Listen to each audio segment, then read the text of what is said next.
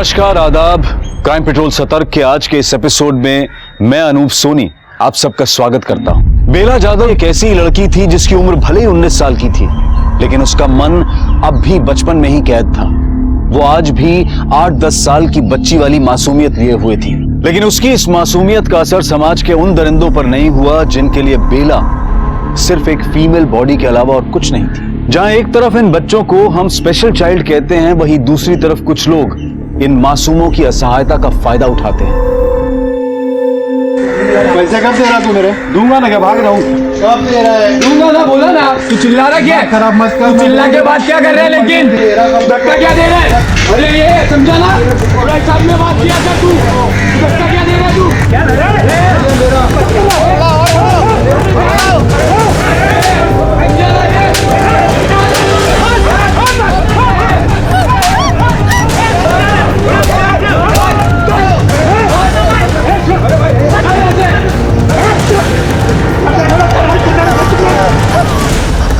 इसको क्या हो गया?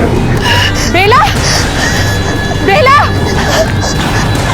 बेला, बेला, कुछ नहीं होगा। बेला, देख कौन आया है? हाँ, तेरी नहीं, बेला, होगा, कुछ नहीं हुआ। देख कौन आया है? इंदु वहीनी। चल, चल, नहीं छोड़ो मुझे। देख इंदु वहीनी है ना, कुछ नहीं होगा। हे मीता, देख नहीं रहा मैं पढ़ रहा हूँ। बंद कर टीवी, कल परीक्षा है मेरी। तो मैं क्या करूं? टीवी बंद कर, ना तो खाना खाली वास में दुला। कशाला, तेरी परीक्षा है, तेरे को पढ़ना है, तू कहीं और जाके पढ़ना दादा। मेरा प्रोग्राम था। वो चर्बी आ गई ना तुझे? हाँ, बड़े भाई से ऐसे बात करेगी? हाँ? अपनी बहन को मारता है, शर्म नहीं आती तुझे? तो क्या करूं? परीक्षा है, फेल हो जाऊं? साला किस्मत ही खराब है, दोनों बहनें मिली, वो भी ऐसी। मिली बेला? हाँ, मिल जाएगी। वो इंदु गई है उसे ढूंढने के लिए, यही कहीं गई होगी खेलते खेलते। बेला अंदर चल। नहीं, कुछ नहीं होगा बेटा। बड़ा बड़ा कुछ नहीं होगा। मैं हूं ना, आप लोग घर आए हैं। गया मेरा सीरियल। अब ये चिल्लाती रहेगी 10 घंटे। अब समझा ना डिस्टर्ब होना क्या होता है? अरे बेला ऐसा क्या करते हैं? बेला शांत हो जा बेटा, गप बस। देख देख बेला, अभी शांत हो जा, फिर शाम को अपन छुपन छुपाई खेलना। कहा है तुम्हें कि बेला पे ध्यान दिया कर, ध्यान दिया कर। तुम हो कि क्या करी थी तुम? ओहो, तुम तो मत चिल्लाओ। एक तो इसका बच्चा दिमाग, ऊपर से तुम्हारा चिकना चिल्लाना, इसकी वजह से इसके दौरे और बढ़ने लगे हैं। सॉरी बाबा, वो मैं पीछे कपड़े सुखाने गई, तभी बेला कहीं निकल गई। अगली बार से ऐसा नहीं होगा, मैं ध्यान रखूंगी। ठीक है, तुम इसे वैद्य जी की दवा दे। पर बाबा वो तुम आई थे ना, इसे वैद्य जी की दवा शांत करती है, दे तिला दवा। हो, चल, कुछ नहीं होगा तुझे। मैं तुझे कुछ किचन में खाने को देती हूँ। अच्छा अच्छा, चॉकलेट दूंगी। चल, मुझसे मेरी बेटी की हालत बिल्कुल नहीं देखी जाती।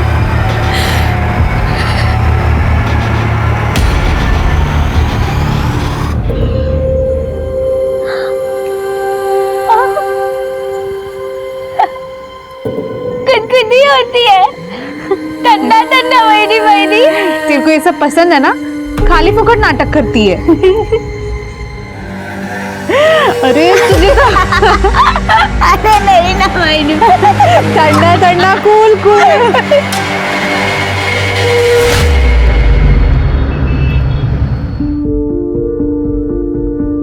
अरे वाह, आज आमची नंदन किचन मध्ये काय? तू तो किचन से दूर ही रहती है ना? हाँ, पण मी आज छोले बनवते और मुझे ना एकदम टिक्कट मसाला चाहिए, इसलिए खुद ही बना रही। हे भगवान, अरे वाह, क्या बना रहे हो?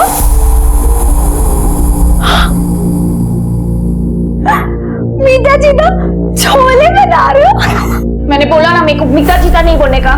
ठीक है, तो चीता मीता बुलाऊंगी, पर पहले मुझे छोले बनाने दो ना। कोई नहीं पगना।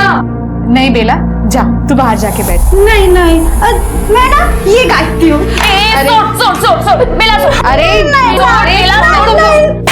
ये भगवान, पक्का केला। मीता चिल्ला मत उस पे, तुझे पता है ना कि बेला को मुझसे गलती से गिर गया। जा बेला तू बाहर जा, मैं ये साफ करती हूँ। हाँ मीता मैं ये सब साफ करती हूँ, तू वापस काट। उसको बोलने को नहीं होता ना। मीता दोबारा से काट। मुश्किल कट गया है मेरा। क्या मस्त है यार ये। ये देखना, ये अपने को मिलेगी क्या? इसको ढूंढना पड़ेगा। देख ये देख, वो देख सबसे मस्त। ये तो अपनी एरिया की पपलू परी है ना। चल कुछ मस्ती करते। पैसा दे। कौन सा पैसा रे? ये कहीं का पैसा तेरा? तेरे को उस दिन पैसा दिया ना, पैसा रिटर्न कर तू। जाना शाना पड़ रहा है, पैसा दे ना। साले पैसा तू नहीं देगा, जा तो तेरे को पैसा दे। पैसा दे, पैसा दे। तेरी पैसा दे। ये बेला, ये बेला को क्या हुआ? बोलो ना, तुझे चिल्ला मत, डर गई ना बेचारी। सॉरी बेला, चल तुझे चॉकलेट देते। बहुत सारे चॉकलेट है ना। हाँ डर मत, बिल्कुल मत डरो। अरे पर चॉकलेट कहाँ गई? इसकी ड्रेस में है ना।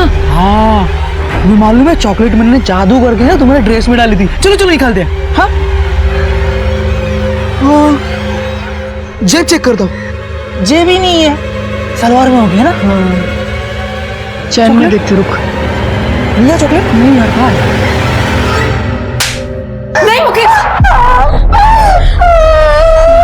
कुछ नहीं। नहीं हो गया इसका टेप रिकॉर्डर, फिर से चालू। बाबा कुछ करिए इसका। आज निकल जाती थी इज्जत इसकी, कब तक चलता रहेगा ये? हाँ कैसे आवारों जैसा घूम रही है ये बाहर। मैं कल ही वैद्य जी के पास जाता हूँ और उनको बोलता हूँ कि इसका डोज बढ़ाओ। नहीं बाबा, वैद्य जी के पास नहीं। बहू तुला चांगलंच माहिती आहे, उनकी दवाई इस पर असर करती है। हाँ बाबा, थोड़ी देर के लिए सही, इसका टेप रिकॉर्डर तो बंद हो जाता है दवाई लेके। बाबा वो हम बेला को पागलखाने में नहीं डाल सकते? मीता गप्पा बस। मेरा मतलब था इलाज के लिए। और इलाज के लिए पैसे कौन दे रहा? तो होने वाला ससुर देगा। एक तो मेरे पेंशन से इस घर का खर्चा नहीं पूरा पड़ता, और आलोक की मौत के मुआवजे के पैसे भी अब खत्म होने वाले। वो तो शुक्र है कि वैद्य जी का इलाज सस्ता है, वरना वो भी नहीं कर पाता।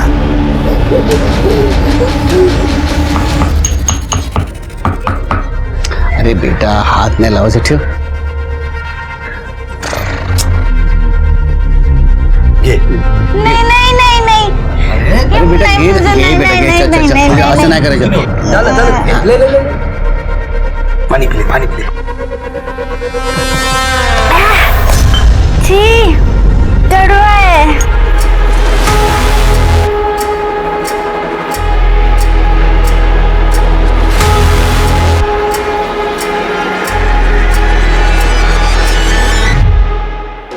भाई नहीं, मुझे भी लेके चलो ना अपने साथ। नहीं बेला, मार्केट में बहुत गर्दी होती है, मैं भाजी लूंगी या तेरा ध्यान रखूंगी। ध्यान नहीं, मुझे चाट चाहिए, चाट खाना है, प्लीज ले चलो ना।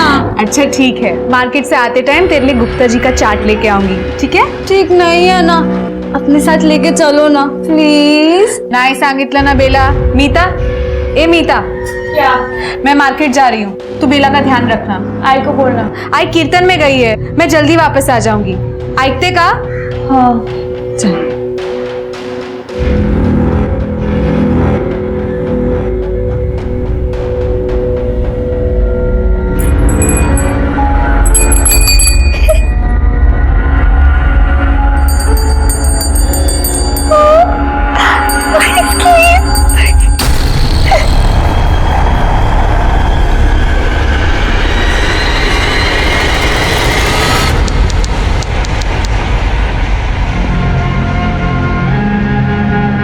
बेला सुन, ए बेला बाहर आ, देख मैं तेरा फेवरेट चाट लाई हूँ। क्या इंदु? तूने ना इसको बिगाड़ के रखा हुआ है।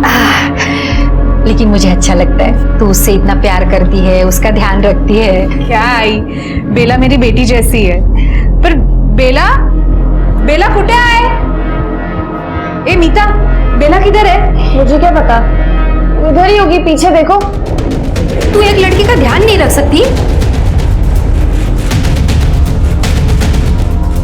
बेला नहीं आई। बेला पीछे तो नहीं है? नहीं है?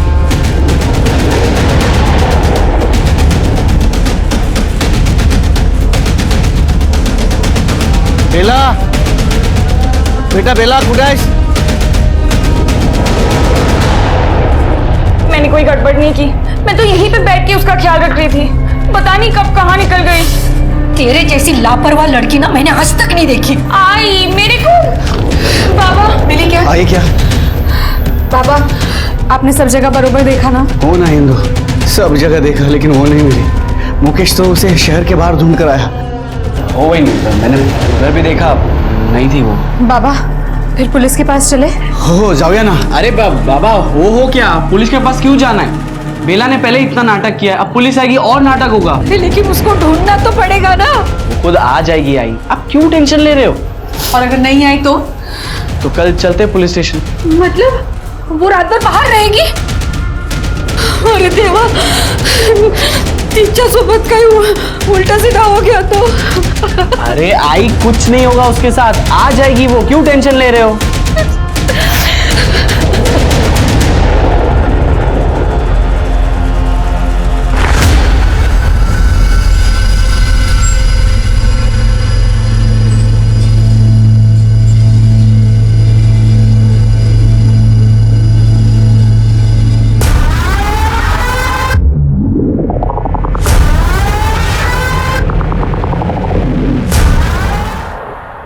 कमाल है, आप बोल रहे हैं आपकी लड़की स्पेशल चाइल्ड है, कल रात से गायब है और आप अभी रिपोर्ट लिखवाने आए।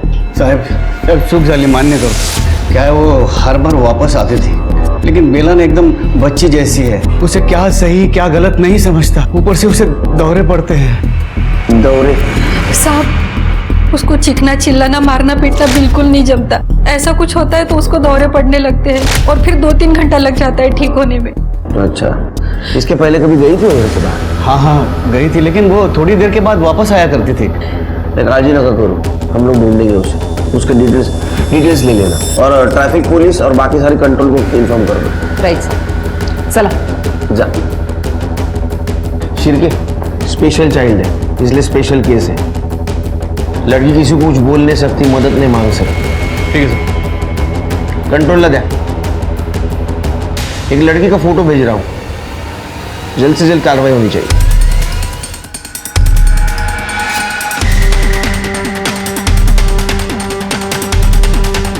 हो साहब, आम्ही बघितलं तो मैं जादव के घर गया और उसकी बहू को लेके आया। हमने देखा कि वो 2 लड़के वो बेला के साथ कुछ गलत कर रहे थे, मतलब ऐसा गलत जगह पे छू रहे थे उसे।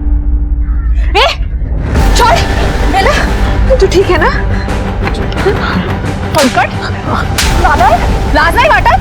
माँ बाप ने क्या संस्कार दिए? अरे वही नहीं, खाली पीली काय को गरम हो रहे, हम तो इसका ध्यान रख रहे थे, है ना बेला? ऐसे अपनी बहनों का भी ऐसे ध्यान रखते हो? हाँ, छाती छूके? अगली बार से बेला के साथ ऐसा कुछ भी किया है ना तो सीधा पुलिस के पास लेके जाऊंगी। सर, हम तो उसका ध्यान रख रहे थे, आई शपथ सर, वो तो हमारा झगड़ा देख के डर गई साहब। तुम दोनों अच्छे दोस्त हो? हाँ सर, हम बचपन की बेस्ट फ्रेंड है, स्कूल टाइम से, कभी नहीं लड़ते सर। कभी लड़ना भी नहीं चाहिए, कि किसी के सामने भी नहीं लड़ना चाहिए। जैसे उस दिन बेला के सामने लड़ रहे थे ताकि बेला को दौरा पड़ जाए, फिर उसका फायदा उठाए ना। क्यों लड़ रहे थे? क्यों लड़ रहे थे? साहब, हम तो उसकी फिरकी ले रहे थे, उसको डराने के लिए हम लोग ने उसके सामने झगड़ा किया था। फिर उसको दौरा पड़ा, पीछे वाली गली में लेके गए सर, ऐसे ही मस्ती करने के लिए। साहब, हमने ज़्यादा कुछ नहीं किया साहब, उसकी वही आके उसको लेके गई और उसके बाद हमने उसको देखा भी नहीं है साहब, कसम से। वो सर, कुछ नहीं किया हम लोग ने। फिर से ऐसा किसी के सामने कुछ नाटक किया ना, 12 महीने के लिए अंदर डाल दूंगा, समझा? शिरके, बेला की डिटेल्स निकालो, किससे मिलती थी, कहाँ जाती थी, और किसी ने तो देखा होगा उसको। इनकी डिटेल्स चाहिए मुझे। बेला, बेला, बेला, छोड़ो उसको, छोड़ उसको।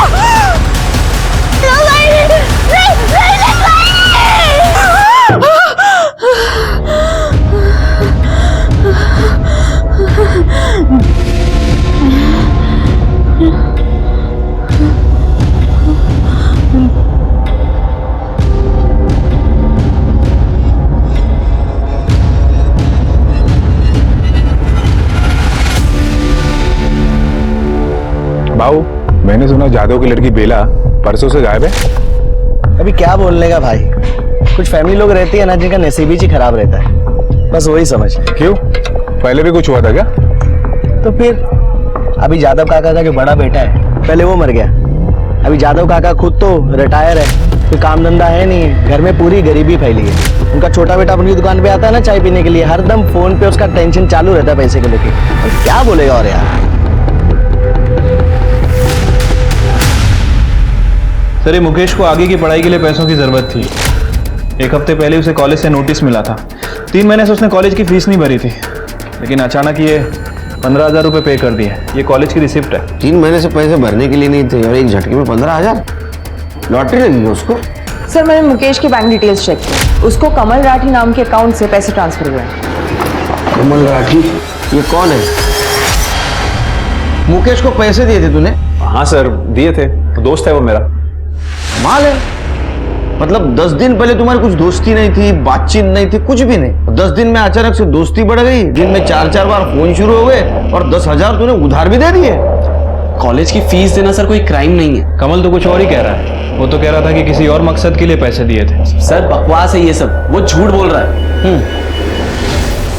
ये मुकेश तो बोल रहा है कि तू झूठ बोल रहा है, तूने उसकी कुछ मदद नहीं की, हालांकि तूने उसकी उधारी चुकाई। उसकी उतनी औकात थी, वो मुझे उधार देगा? वो तो बोल रहा है, वो इतने नहीं, वो तो बोल रहा है तेरे को दिमाग नहीं, तू बददिमाग है। उसने मुझे बददिमाग बोला? हाँ हाँ, हूं मैं बददिमाग, तो उसकी बहन के लिए मैंने पैसे दिए।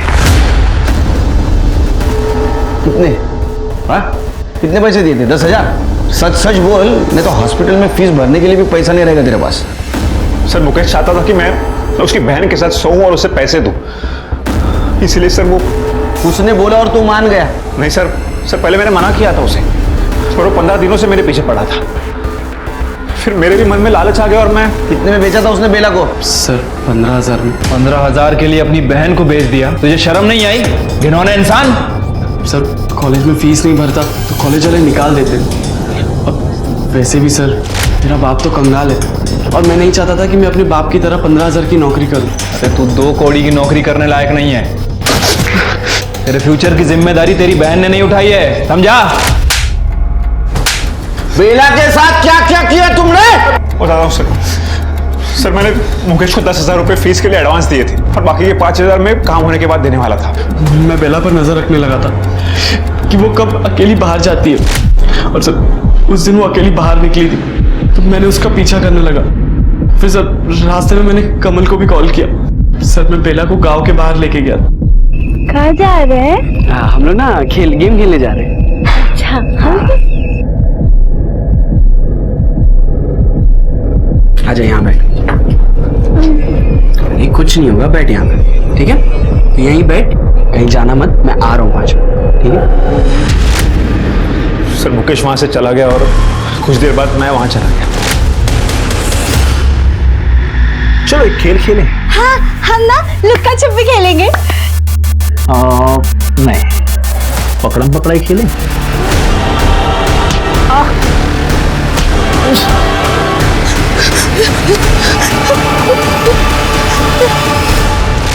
फिर उसके पीछे क्या होगा ना तू? 10,000 तो ऐसे बर्बाद नहीं करेगा तू। हाँ, क्या किया बेला के साथ? सर, मैं सच कह रहा हूं, मैंने कुछ नहीं किया। जैसे मैं बाहर निकला, वो वहां से निकल गई थी। तेरी बहन मुझे यहां से मारकर भाग गई है। क्या भाग गई है? नहीं यार, शायद घर चली गई होगी। वो तो मुझे कुछ नहीं पता, मुझे मेरे पैसे वापस चाहिए। तेरी हवस की वजह से पता नहीं उसके साथ क्या क्या हो रहा होगा और कहाँ होगी। आखिरी बार कहाँ देखा था उसको? जगह दिखाओ। इधर है।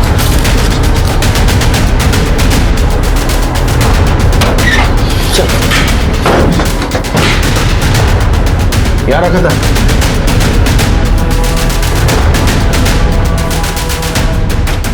मैं तो कुछ नहीं दिख रहा है।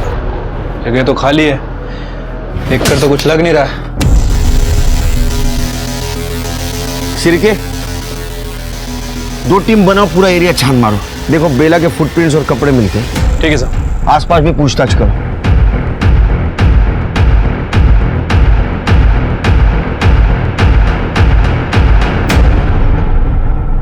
सर, ये देखिए। क्या है कार्ड? ये चप्पल है सर। ये विक्टिम की हो सकती है। एविडेंस बैग में डालो सर। और आगे चेक करो। सर दुपट्टा,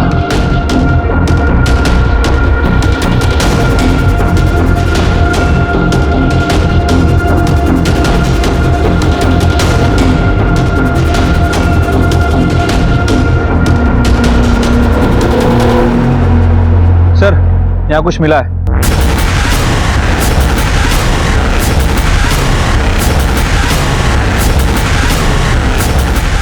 आइए सर। सर ये देखिए, यहाँ शराब की बॉटल्स मिली है और वो दुपट्टा और चप्पल। सर यहाँ कुछ ना कुछ तो हुआ है।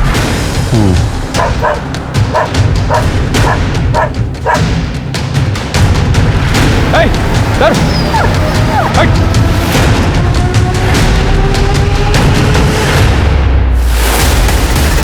देख पहचानता है? बेला। शेर के क्राइम स्पॉट यही है। फॉरेंसिक को बुला, इस जगह की एक एक इंच की फॉरेंसिक रिपोर्ट चाहिए मुझे। सर हाँ दिशा। सर मैंने बॉडी अच्छे से चेक की। बेला का बहुत बुरी तरीके से रेप हुआ है और क्या? सर उसके प्राइवेट पार्ट्स में कचरा भरा गया। बहुत बुरी मौत हुई है बेचारे को। और सर एक इयररिंग भी मिसिंग है उसके। करने लेके आओ उनके इधर।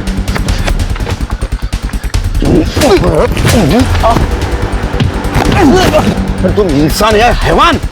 इतने बुरी तरह से कोई मारता है? सर मैं सच कह रहा हूँ, मैंने कुछ नहीं किया। मैंने नहीं मारा इसे। सर मैंने भी नहीं मारा सर, वो तो मेरी बहन थी, मैं उसे क्यों मारूंगा? अरे तेरी बहन थी, फिर भी बेचा था ना इसको। मार भी सकता है तू। वो भाग रहे होगे इसलिए तुमने उसको मार दिया। सर सच में नहीं मारा। करड़े इनको लेके जाओ मेरे सामने से, लेके जाओ। सिर के सर बॉडी को पोस्टमार्टम के लिए भेज दो, पर अर्जेंट रिपोर्ट चाहिए मुझे, अर्जेंट। ठीक है सर। दिशा बेला की फैमिली को बुला।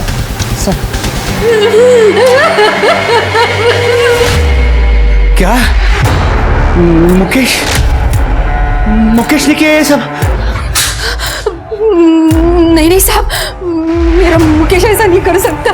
मुझे मालूम है अपने बेटे के बारे में सोचना बहुत मुश्किल है, लेकिन उसने खुद ने कबूला है, उसने बेला को बेचा था। और नहीं, मुकेश ने नहीं मारा बेला को, वो ऐसा नहीं कर सकता। उसने कबूला है कि उसने बेला को बेचा था अपनी कॉलेज की फीस भरने के लिए। वो बहला फुसला कर बेला को कमल के पास ले गया था और उसे डर था कि वो सबको बता देंगे, इसलिए दोनों ने मिलकर बेला को मार दिया। साहब मुझे उसके पास लेके चलो, मैं उसे जिंदा नहीं छोड़ूंगा। नहीं बाबा, मुकेश ऐसा नहीं कर सकता। आय का मजा। मुकेश ऐसा नहीं कर सकता, फिर कौन कर सकता है?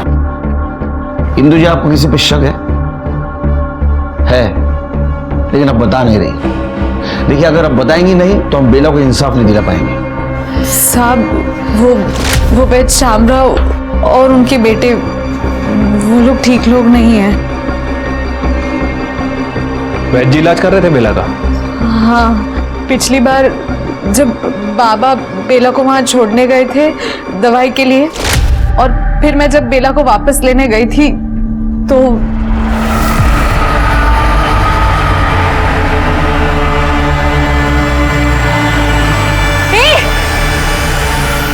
हलकट दे नालायक,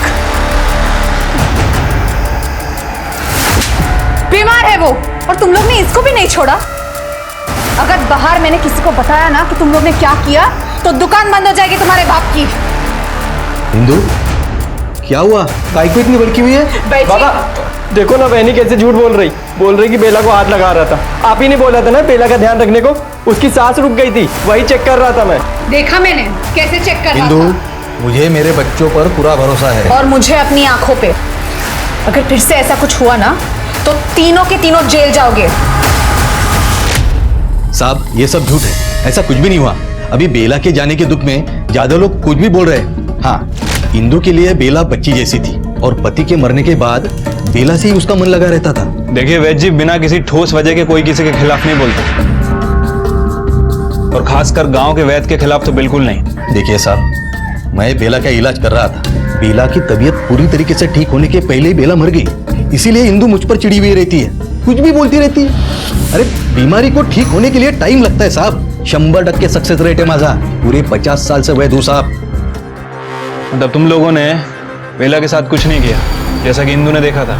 हाँ सर, नहीं छुआ। इंदु वहीनी ना, वो क्या बोलते हैं, पैरानाइड है। आलोक दादा के जाने के बाद से वो ऐसे ही रहती है। हम लोगों ने बेला को कभी बुरी नजर से नहीं देखा। साहब नहीं गारंटी के तो साहब मेरे लड़के ऐसा कुछ भी नहीं कर सकते।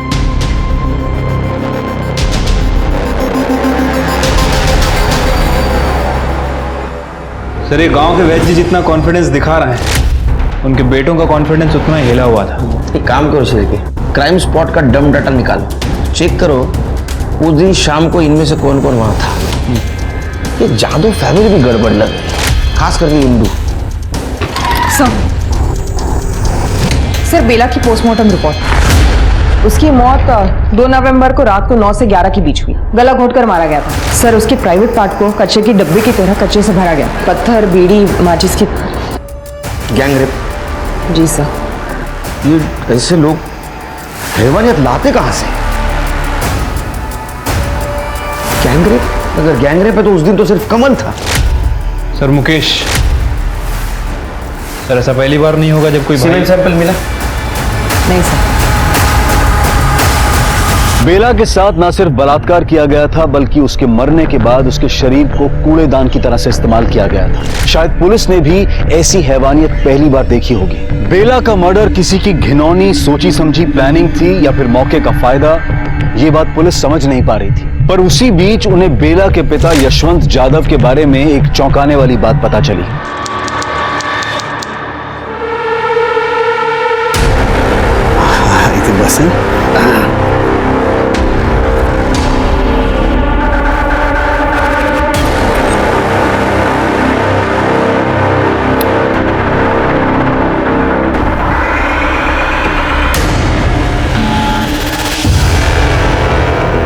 हमारा एनजीओ छोड़ी हुई प्रताड़ित औरतों के लिए है। कुछ औरतों को समाज नकार देता है और कुछ को अपना परिवार। बेला के साथ भी यही हुआ। बेला करीब 1 साल पहले मुझे यही मिली थी। एकदम डरी, सहमी सी, डिसओरिएंटेड थी, जैसे किसी ने दवा पिला दी हो उसको। अच्छा, जब बेला आपको यहाँ पे मिली तो उसने बताया था कि उसे यहाँ किसने छोड़ा? जैसे उसको थोड़ा होश आया तो एकदम से उसने अपना नाम और पता बताया और उसने कहा कि उसके बाबा यहाँ उसको छोड़ कर गए। बाबा मतलब यशवंत जी? जी। उसके बाद आपने क्या किया बेला के साथ? यशवंत जी को कॉल किया और बेला उन्हें वापस दे दी। अच्छा, उस समय यशवंत जी ने आपको बताया होगा ना कि उन्होंने बेला को यहाँ क्यों छोड़ा? उन्होंने तो साफ मना कर दिया। उन्होंने कहा कि वो खुद से यहाँ आ गई होगी, पर मुझे पता है कि वो बेला से अपना पीछा छुड़ाना चाहते थे। या तो बेला ने वार्डन से झूठ बोला या तो तुमने वार्डन से झूठ बोला। अब सच क्या था हमें बताओ। साहब मैंने झूठ बोला था साहब। मैंने एक बार नहीं 2-3 बार बेला को अलग अलग जगह पर छोड़ने की कोशिश की थी, लेकिन हर बार वो वापस आती थी साहब। तुम्हारे खुद की बच्ची थी, स्पेशल चाइल्ड थी, फिर भी ऐसा बर्ताव कर रहे थे उसके साथ? क्यों? क्योंकि मैं जानता था साहब, मेरे और सरिता के मरने के बाद बेला का ध्यान देने वाला कोई नहीं था। नीता और मुकेश को तो अपनी ही पड़ी थी, त्याना कोणाची काळजी नव्हती साहब। और रही बात इंदू की, वो अकेली बेचारी उसे कितना संभालती, कब तक संभाल। और साहब जिस घर का बच्चा मानसिक रूप से विकलांग होता है ना, उस घर के दूसरे बच्चों की शादी होने में बहुत दिक्कतें आती हैं साहब। तो इसलिए तुमने तय किया कि बेला से परमानेंट पीछा छुड़ाया जाए। तो ऐसा भी हो सकता है कि बेला तुम्हें रास्ते में मिली, उसने मुकेश की करतूतों के बारे में तुम्हें बताया, तुम्हें डर लगा तुम्हारे बदनामी का, इसलिए तुमने बेला को मार दिया। नहीं साहब, मैं नहीं मारला, मैंने नहीं मारा उसे साहब। आप मेरे बच्ची के कातिलों को ढूंढिए ना साहब, ढूंढिए मेरे बच्ची के कातिलों को।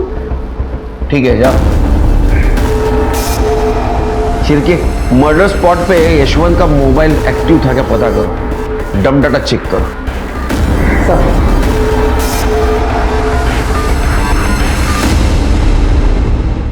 सर क्राइम जगह का डम डेटा आ गया है। मैंने सारे सस्पेक्ट्स को वेरीफाई किया। पंकज, धनंजय, मुकेश, यशवंत और कमल।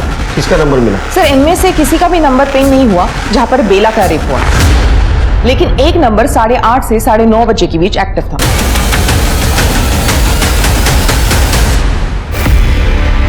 ये रहा प्रूफ।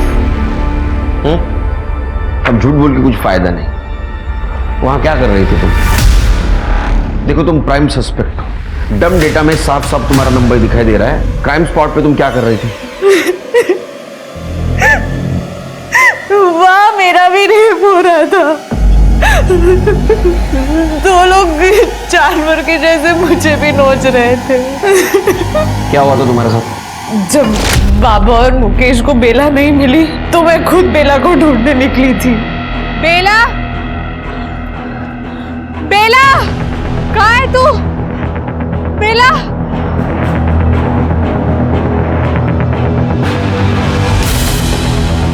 ये बेला, बेला, किधर है तू? बेला,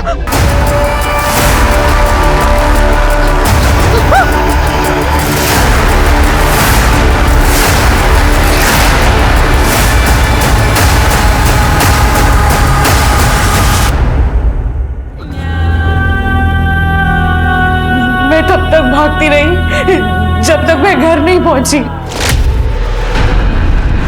घर में किसी को पता है? साहब, वैसे ही घर में इतनी टेंशन है, ऊपर से बेला भी गायब थी और मैं फिर घर पे रेप का बोलती तो घर की बची कुछ इज्जत भी निकल जाती। ये तो गलती करते आप लोग, सिर्फ खुद के इज्जत के बारे में सोचते हो। साहब, गरीब आदमी के पास इज्जत के अलावा और होता ही क्या है? उन दो आदमियों के बारे में बता सकती हो कुछ? कैसे दिखते थे? उनका चेहरा तो ढका हुआ था,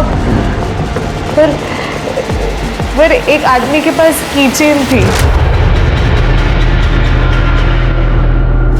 कीचेन तो बहुत सारे लोगों के पास होता है। कोई खास आइडेंटिफिकेशन मार्क, कोई खास स्मेल, टैटू वगैरह ऐसा कुछ? जरा दिमाग पे जोर डालो।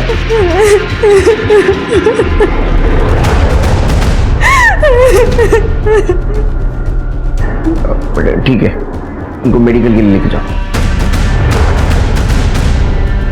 सर कुछ गड़बड़ लग रही है। पहले मुकेश को डिफेंड कर रही थी और जब खुद का नंबर निकला तो बोल रही है कि मेरे साथ भी रेप हुआ है। सर मुझे लगता है कि ये मुकेश और खुद को बचाने की कोशिश कर रही है। सच क्या और झूठ क्या है ये तो मेडिकल रिपोर्ट के बाद ही पता चलेगा। सर, मैं इंदु के बारे में उसके मायके की पता कर रही थी। इंदु के कजिन प्रकाश कदम की शादी बेला की बहन मीता के साथ तय हुई थी।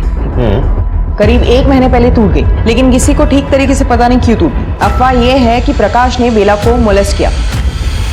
सर ये सब झूठ है सर, मी असं काही केलेलं नाही है। तो जादव फैमिली ने तेरे साथ ऐसे रिश्ता तोड़ दिया? मैं आपको बोलता हूँ सर, ये मीता का है ना, जरूर किसी और के साथ लफड़ा होगा। हाँ, इतने पेशेंस नहीं मेरे पास। ये हुआ होगा, वो हुआ होगा, सच सच बता ताकि बेला के कातिल तक हम पहुंच सके। नहीं बताएगा? छिरके लेके जा इसको अंदर। चल। नहीं सर, सांगतो सर। पहले कसं टाइमपास करू तर मग? सगाई वाले दिन मैंने बेला को कपड़े बदलते देखा था सर। मुझे लगा थोड़ी पागल है, क्या बोलेगी, तो मैं उसके रूम में घुस गया सर। मैं कर रहा हूँ ना, मैं बांधता हूँ। चल नहीं, छोड़ो मुझे। कर रहा हूँ ना। नहीं, छोड़ो मुझे। अरे प्रकाश, खोल, लाज नहीं वाटत तुला? निकल यहाँ से, निकल यहाँ से। मेरे से गलती हो गई सर, मैं मानता हूँ मेरे से गलती हो गई। मैंने मीता के परिवार वालों को भी बोला कि मेरे से गलती हो गई, वापस नहीं होगी। वो बेला को वैसा देखकर मेरे को क्या हो गया था सर, कुछ समझ में नहीं आया सर। लेकिन उन्होंने सगाई तोड़ दी सर, और ये तो इंदु ताई की रिश्तेदारी थी कि उन्होंने बाहर किसी को ये बात नहीं बताई। उन्होंने कुछ बताया तेरे को? नहीं सर, उसके बाद तो इंदु ताई ने मुझसे बात करना ही बंद कर दिया, और तो और उसके घर पे कोई भी मुझसे बात नहीं करता सर, सिवाय मुकेश के। हाँ, ये और मुकेश की दोस्ती नहीं समझ में आई रे। सर दोस्ती नहीं है सर, मुकेश ब्लैकमेल करता है मुझे सर। अभी अभी मेरी किसी और के साथ सगाई हो गई है, तो ये बेला वाली बात बाहर ना आए इसलिए मुझे मुकेश को पैसे देने पड़ते हैं सर। ये बात अगर बाहर आ गई तो मेरे लिए अच्छा नहीं होगा सर।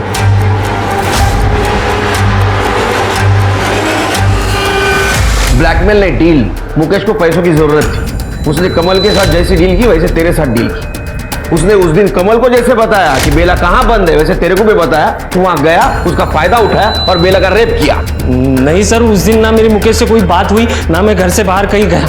आप चाहिए तो वो चेक कर सकते हो। वो कॉल लोकेशन, डम डेटा ना। छिरके इसके घर के आसपास भी पूछताछ करो, जरा भी लगे ना ये झूठ बोल रहा है, हड्डी पसली एक कर दो। हाँ सर, मैंने प्रकाश को ब्लैकमेल किया था सर। कमल ने मुझे सिर्फ 10,000 दिए थे और मुझे कॉलेज में 15,000 भरने थे, इसीलिए सर मैंने प्रकाश से मांगे थे। अपने बेचारे बहन को सामने करके धंधा कर रहा था ना तू, तुला लाज नहीं वाटत? और क्या क्या छुपा रहा है हमसे? कमल के साथ मिलके अपनी बहन बेला का मर्डर किया है तूने? नहीं सर नहीं, मैंने अपनी बहन का मर्डर नहीं किया है। मैंने आपको कितनी बार कहा। सर, इंदु जादव की मेडिकल रिपोर्ट आ गई है।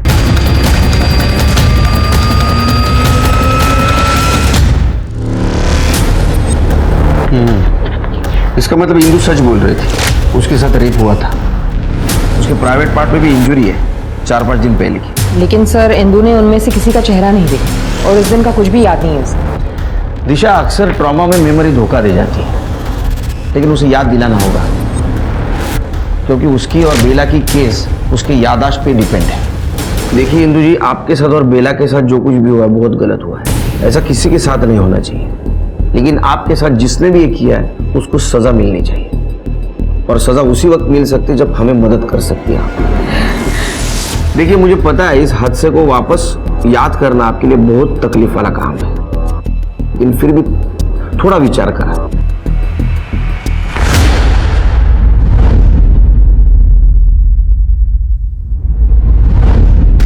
साहब, वो आदमी के पास एक कीचेन था, लाल कलर का स्पाइरल वाला। वो कीचेन उसकी बेल्ट से लटकी हुई थी, एक ही चाबी थी उसमें, और वो बार बार उसके पॉकेट से गिर रही थी और वो उसको अंदर डाल रहा था। तो दोनों के मुंह से बहुत गंदी बात आ रही थी। वो बदबू अभी भी मेरे दिमाग में है। शायद बीड़ी की थी। शिल्की, एक काम करो, गांव के आसपास और गांव में जितने भी पान ठेले हैं वहां से बीड़ी के सैंपल लेके आओ, और इंदु जी जो बता रही है उस तरह का किचन का सैंपल भी लेके आओ। हिंदू जी, इस तरह की की चेन अक्सर बाइकर्स लोग यूज करते हैं, और इसका दूसरा पार्ट यहाँ बेल्ट में अटैच होता है ताकि चाबी गिरे ना। क्या इस तरह की चेन थी उसके पास?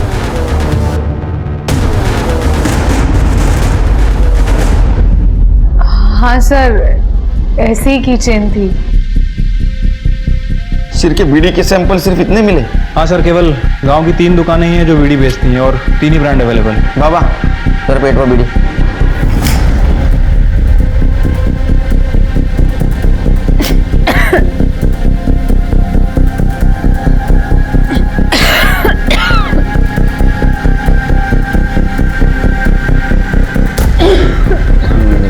पानी दे, पानी दे।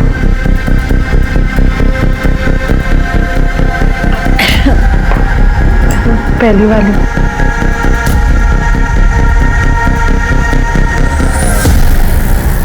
ऐसी बदबू थी शायद। सर, रजनी बीड़ी कौन सी दुकान में मिलती है? सर, ये तीनों दुकान पे अवेलेबल है। तीनों दुकानों पे नजर रखो, ये बीड़ी की लत उस रेपिस्ट को दुकान तक जरूर लेके आए। पुलिस की सारी उम्मीदें अब उन रेपिस्ट पर ही टिकी थी कि कब कोई बाइकर अपनी बीड़ी की लत को पूरा करने के लिए आएगा, या शायद आएगा भी नहीं। 4 दिन हो गए थे पुलिस को पान बीड़ी की दुकान पर नजर रखते हुए, पर उन्हें कोई भी सफलता नहीं मिली थी। शायद बेला का गुनहगार इस गांव का हो ही ना। अब देखना यह था कि पुलिस कितने दिनों तक अपनी कोशिश जारी रखती है।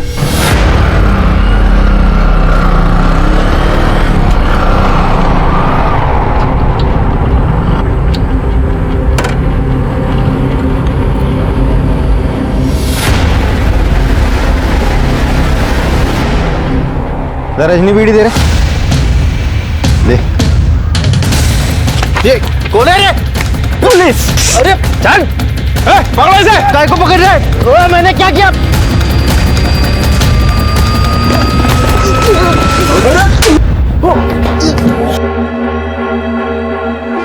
ओ साहब, ये क्या जबरदस्ती है? मेरे को क्यों उठाया? हिंदू का रेप किया था ना तुमने? हाँ, पहचान लिया उसने। इतना ही नहीं, बेला का रेप और मर्डर जहां हुआ वहां तुम्हारा मोबाइल लोकेशन एक्टिव दिखा रहा है। शिरके बोलेगा? बोलेगा ना? बता। उस रात हम दारू पी रहे थे, तो वहां बेला आई, ऐसे ही अकेली भटक रही थी, तो हमने उसका पीछा किया।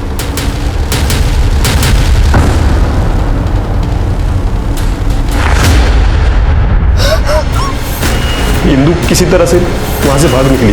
हमें मालूम था उसने हमें पहचाना नहीं है, इसलिए हमने उसका पीछा नहीं किया। फिर वापस साइड में हम कि उसे जंगल के कोई जानवर नहीं तो कुत्ते खा जाएंगे और किसी को कुछ पता भी नहीं चलेगा।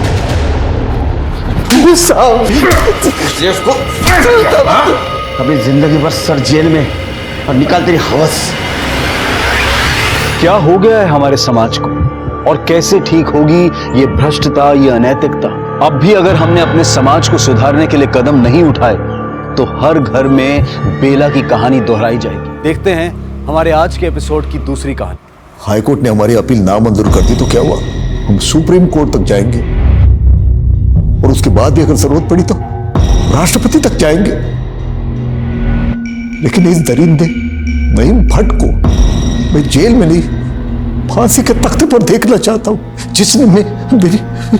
शौविक जी, मैं आपके गुस्से को समझ सकता हूं। देखिए, ये तभी पॉसिबल है जब सुप्रीम कोर्ट हमारी केस को rarest of the rare case में काउंट कर ले। इसलिए तो मैं कल सेंट्रल जेल जा रहा हूं। हमें कोर्ट में इतना साबित करना है कि नईम भट्ट को अपनी किए का बिल्कुल भी पछतावा नहीं है। जेल अथॉरिटीज और वहां के कैदियों से मैं सारी इंफॉर्मेशन कलेक्ट कर लूंगा। You don't worry, Naeem Bhatt jail से सीधा फांसी के तख्ते पे जाएगा।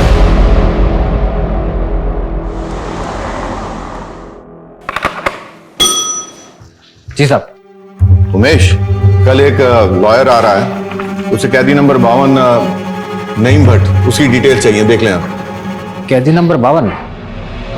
ध्यान नहीं आ रहा है। मैं कैदी नंबर 52? वो तो पैरोल पे है 6 महीने से। क्या पैरोल पे है 6 महीने से?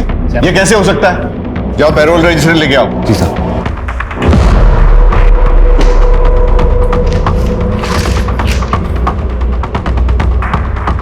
7 दिसंबर 2018 पैरोल पे? कैसे हो सकता है ये? अब क्या करें साहब?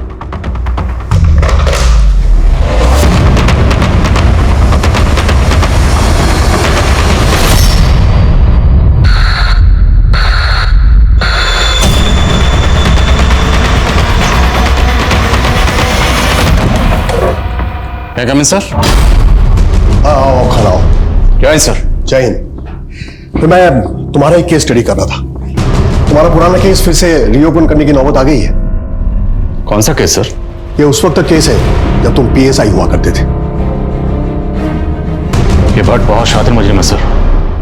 अगर इसके इस तरह फरार होने की खबर बाहर आई तो डिपार्टमेंट की काफी बदनामी हो सकती है। It's a very delicate matter और ये केस तुमसे बेहतर कोई हैंडल नहीं कर सकता। ये भट्ट कश्मीर का रहने वाला था। आई थिंक ये भागकर वहीं गया होगा। हाँ, मुझे भी ऐसा लगता है। लेकिन अगर उसे जरा भी भनक लगी कि हम उसे ढूंढने की कोशिश कर रहे हैं तो वो बॉर्डर पार करके उस पार चला जा सकता है। और अगर उसने ऐसा किया तो उसे पकड़ना नामुमकिन हो जाएगा। हमें बहुत एहतियात बरतनी होगी और एक एक कदम फूंक फूंक के रखना होगा। राइट। और कश्मीर की हालत तो तुम्हें पता है। फिर भी हमने पिछले हफ्ते लोकल पुलिस की मदद से एक ऑपरेशन लॉन्च किया था और उसमें तुम्हारा जूनियर अमर दीक्षित भी शामिल था। हाँ अमर, मैं भी तुम्हारी उस कश्मीर वाली केस के बारे में बात कर रहा था। Will you please brief him? Yes sir. Sir, तकरीबन एक हफ्ते पहले हमने लोकल पुलिस की इंफॉर्मेशन से एक घर पे रेड किया था। उतरो जल्दी। कौन सा घर है जनाब? ये वाला। तुम लोग यही रुको, मैं आगे जाता हूँ, मुझे बैकअप देना।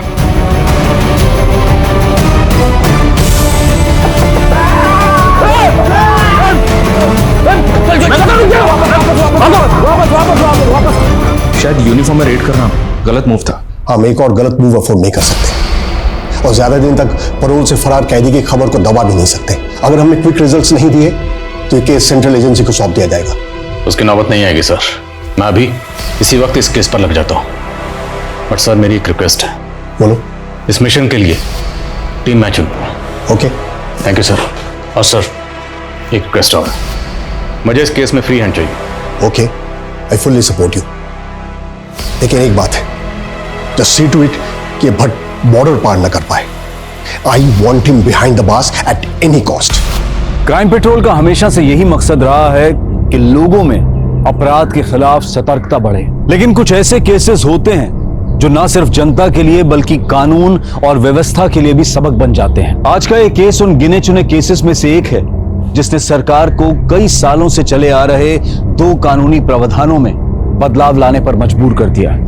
नियम कानून में मौजूद उन खामियों को उजागर किया जिनका फायदा उठाकर शातिर खिलाड़ी कानून से लुका छिपी का खेल खेलते थे। मिस्टर मेहता, सेटलमेंट करना ही सही रहेगा। मैं सामने वाली पार्टी से कह करके 15 लाख तक का कंपनसेशन करवा सकती हूँ, लेकिन इससे ज्यादा पॉसिबल नहीं है। हाय मिस पायल। आप कौन? जी मैं वो हूँ जिनसे आप यहाँ मिलने आई हैं। Abhijeet. Right. Nice meeting you. तो क्या फैसला किया आपके क्लाइंट ने कंपनसेशन के बारे में? देखिए, कंपनसेशन में जो है आपको 20 लाख। मेरे क्लाइंट कंपनसेशन में 20 लाख देने को तैयार है। आउट ऑफ कोर्ट सेटलमेंट कर लेते हैं, क्यों मिस्टर मेहता? ओके भाई हाथ में लाइए। मिस्टर मेहता, एग्रीमेंट के कुछ टर्म्स है, एक बार आप पढ़ लीजिए और इसके लास्ट पेज में आपका साइन चाहिए होगा। पिछले 6 महीने से इस नईम भट्ट को किसी ने नहीं देखा, तो पूरे चांसेस हैं कि इसने अपना नाम हुलिया सब कुछ बदल लिया होगा। बहुत शातिर। ऐसे शातिर मुजरिम मैंने अपने करियर में बहुत कम देखे हैं, जिन्हें ना सजा का खौफ है ना गुनाह का कोई पछतावा। और ऐसा शातिर मुजरिम पैरोल जम करके बाहर आजाद घूम रहा है, ये सोच कर ही मुझे गुस्सा आता। सर, ये नईम भट्ट जिस जेल में बंद था, वहां से इसके बारे में कोई इन्फॉर्मेशन मिल सकती है क्या? क्योंकि उस जेल में कोई तो ऐसा होगा जो इसका दोस्त बना होगा। पक्का होगा, क्योंकि नईम भट्ट दोस्त बनने में माहिर है। मिस पायल, हैप्पी? आपकी सोच से ज्यादा कंपनसेशन दिलवाया मैंने। लेकिन क्यों? अपने क्लाइंट का नुकसान क्यों? केस तो आपका भी स्ट्रांग था। लेकिन क्या है, सच आपके साथ था और क्लाइंट से ज्यादा सच की फिक्र करने की आदत है मेरी। वाह, इम्प्रेसिव। ठीक है, मिलते हैं कभी। कल मिले कॉफी पे, अगर आप फ्री है तो। So fast? नहीं, इफ यू डोंट वांट, हम कभी भी, आप जब आप फ्री हो तो ऐसा, जब आप। No no, I like it. मिलते हैं कल। श्योर। साहब, मैं मानता हूं कि मैं और भट्ट एक ही सेल में 1 साल से थे। हाँ, थोड़ी बहुत दोस्ती थी उससे, पर वो अपने ही ख्यालों में खोया रहता था। अच्छा, कभी बातचीत में उसने बताया कि पैरोल पर छूटने के बाद वो कहाँ जाएगा? कश्मीर जाएगा या कहीं और? वादियों में जाने की बात वो अक्सर करता था। हाँ साहब, एक आध बार उसने बताया था कि उसके कुछ रिश्तेदार रहते हैं उस पार। उस पार? तुम भी सेंट पीटर कॉलेज से पढ़े हो? मुझे तो कभी कॉलेज में दिखे ही नहीं तुम। तो क्या है ना, क्लास में कम, अपनी गर्लफ्रेंड के ख्यालों में जाता रहता था। क्या नाम था? बताओ ना। तुम्हें क्या बताऊं, अपनी गर्लफ्रेंड को नहीं बताया आज तक। अच्छा, मतलब दैट साइलेंट लवर टाइप। तुम फट्टू हो क्या? जाओ जाके प्रपोज करो। पक्का? पक्का। आज तो प्रपोज करना ही पड़ेगा। तो लॉयर पायल, मेरे दिल का केस तुम्हारी प्यार की अदालत में रख रहा हूँ। प्लीज मुझे अपने साथ उम्र कैद की सजा सुना दो।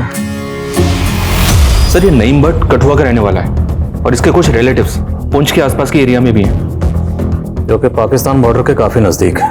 लोकल पुलिस से बात की है मैंने सर, पर मुझे लगता नहीं कि वो लोग कुछ ज्यादा मदद करेंगे। पिछली बार हम लोग गए थे तो लोकल लोगों ने पता किया था।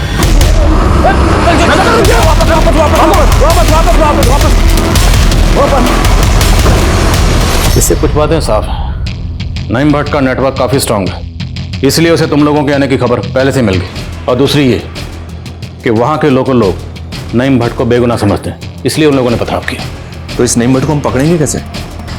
पकड़ेंगे, और जरूर पकड़ेंगे। भेड़ों के झुंड में घुसने के लिए अगर भेड़ बनना पड़ा तो बनेंगे, पर पूरी तैयारी के साथ।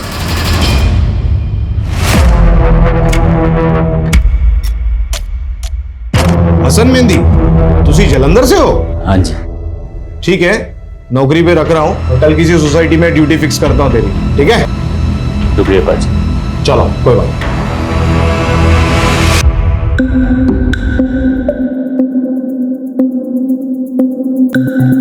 तो क्या चुनाव?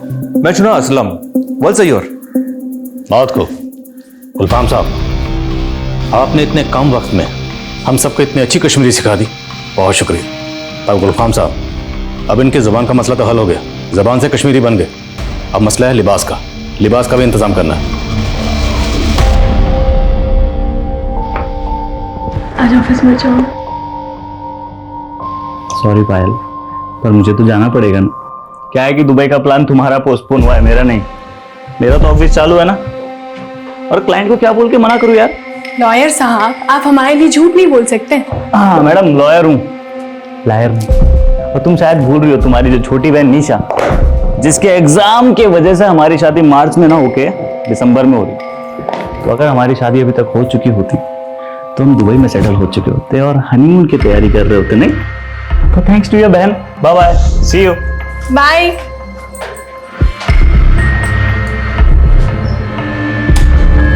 इसमें आप लोगों का कश्मीरी नाम, पते और हर तफसील मौजूद है। इसमें जो भी तफसील है उन्हें अच्छे से याद कर लीजिए, क्योंकि पूरे मिशन के दौरान हम में से कोई भी एक दूसरे को उसके असली नाम से नहीं बुलाएगा। आज से हम जो भी हैं वही हैं जो इस लिफाफे में है।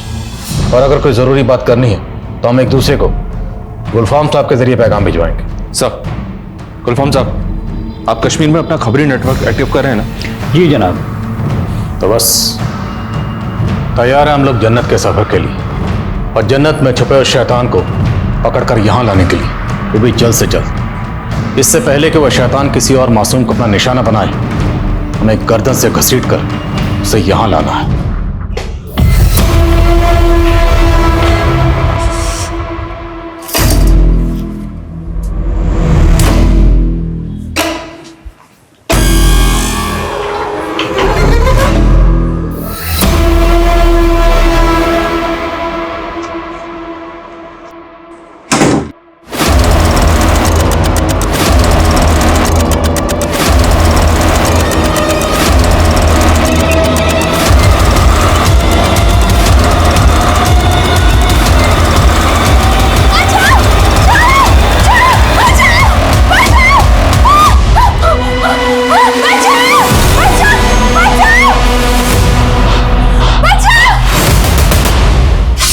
एक जवान इंडिपेंडेंट लड़की की उसके अपने ही घर में हत्या कर दी गई थी।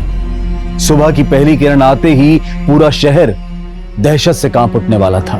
पढ़ाई या नौकरी के लिए अकेले रहने वाली महिलाओं की सुरक्षा एक चर्चा का विषय बनने वाली थी।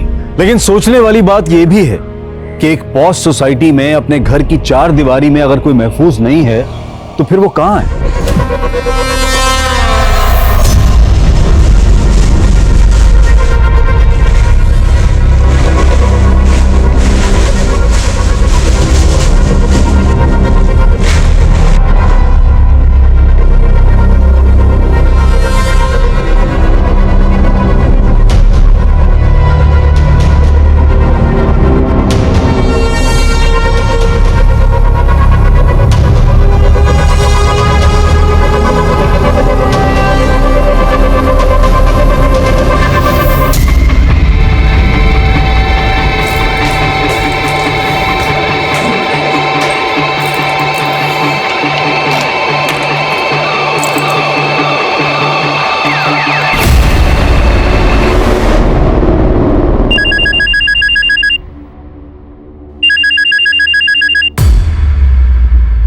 हेलो बेटा, बोल। फाइल को किसी ने मार दिया। কি বলছিস?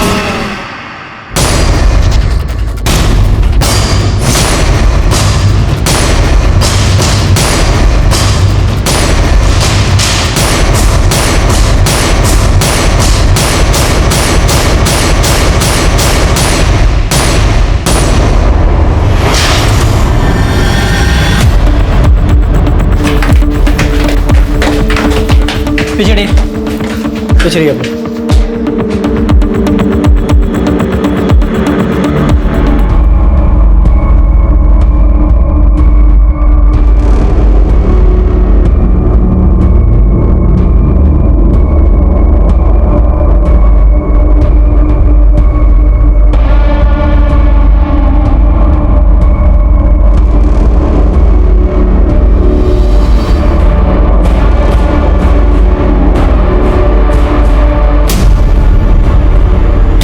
अभिजीत। अभिजीत सर, आप? सर मैं विवेक हूँ सर, पायल और अभिजीत का म्यूचुअल फ्रेंड। जब आप घर में दाखिल हुए तो आपने क्या देखा? जब मैं घर में आया तो चाबी रखी किचन में पानी पिया, फिर विवेक को, और फिर आपको। इतनी सुबह आप कहाँ से आ रहे थे? ऑफिस से। आप हर रोज ऑफिस से कितने लेट आते हैं? कुछ काम था केस को लेकर। आपकी पायल से आखिरी बार कब बात हुई थी?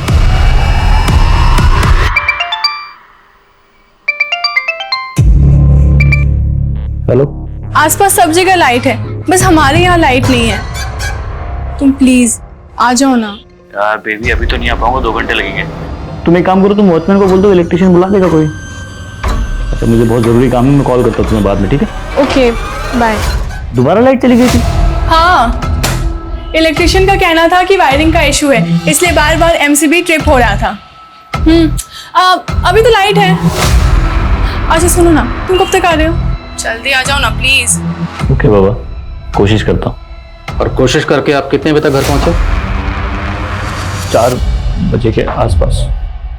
सर मैं पायल और अभिजीत का पड़ोसी हूँ और इस सोसाइटी का सेक्रेटरी भी। सर रात को ना तो मेरे घर की लाइट गई और ना ही किसी सोसाइटी मेंबर के घर की। हमने इलेक्ट्रिसिटी बोर्ड भी चेक किया, वहां से भी कोई छेड़छाड़ नहीं हुई। सर पायल बहुत अच्छी लड़की थी, मुझे यकीन नहीं होता कि हमारी सोसाइटी में भी ये सब हो सकता है। अच्छा ये पायल और इसके पति के रिश्ते कैसे थे? सर इन दोनों के रिश्ते तो बहुत अच्छे थे, लेकिन अभिजीत और पायल ने अभी शादी नहीं की थी, दोनों लिविंग में रहते थे। हाँ सर, हम लोगों ने शादी नहीं की थी, लिविंग में रह रहे थे। अभिजीत, घर में किसी भी तरह के फोर्स्ड एंट्री के कोई निशान नहीं। अब एक बात तो साफ, घर में जो भी दाखिल हुआ उसके लिए या तो पायल ने दरवाजा खोला या फिर उसके पास घर की चाबी पहले से मौजूद। आपके और पायल के अलावा घर की चाबी किसी और के पास रहती थी? मेरे पास और एक पायल के पास। लेकिन घर में तो हमें एक ही चाबी मिली, दूसरी चाबी कहाँ है? दूसरी चाबी जहां भी है हम पता लगा लेंगे। अगर वो घर में हुई तो ढूंढ ही लेंगे। वैसे दूसरी चाबी घर में ही है ना? आप ये बताइए, आपने घर पर आने के बाद किन किन चीजों को टच किया? फ्रिज, बॉटल, ग्लास, इनके अलावा किन किन चीजों को? मुझे कुछ याद नहीं आ रहा है। अब वकील ने इतना तो जानते ही होंगे ना कि क्राइम सीन को टेम्पर नहीं करते, टेम्पर करते क्रिमिनल। और आपने टेम्पर किया, चीजों को छुआ, क्यों? अच्छा आप बता रहे थे कि आप ऑफिस में देर रात तक काम कर रहे थे, राइट? किसी ने देखा होगा आपको? कोई गवाह, कोई विटनेस कोई है? वॉचमैन ने देखा होगा शायद।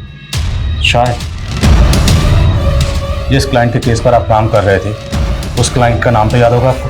क्लाइंट का नाम, number, mobile number? Sir please don't mind sir, I think उसको थोड़ा रेस्ट की जरूरत है सर। आई मीन उसकी हालत देखिए सर। अभी अभी जो लाश गई है यहाँ से, उसकी हालत देखिए आप।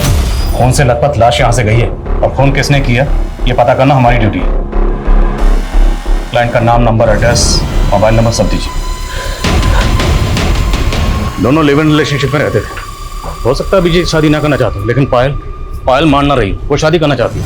सर अभिजीत खुद वकील, फिर भी उसने क्राइम सीन पे जगह जगह चीजों को टच किया। अब ये सब उसने जानबूझ के किया या उससे अनजाने में हुआ, ये कुछ समझ नहीं आ रहा सर। कॉल रिकॉर्ड निकलाओ वकील साहब को, और बिल्डिंग का सीसीटीवी अरेंज हुआ? जी सर।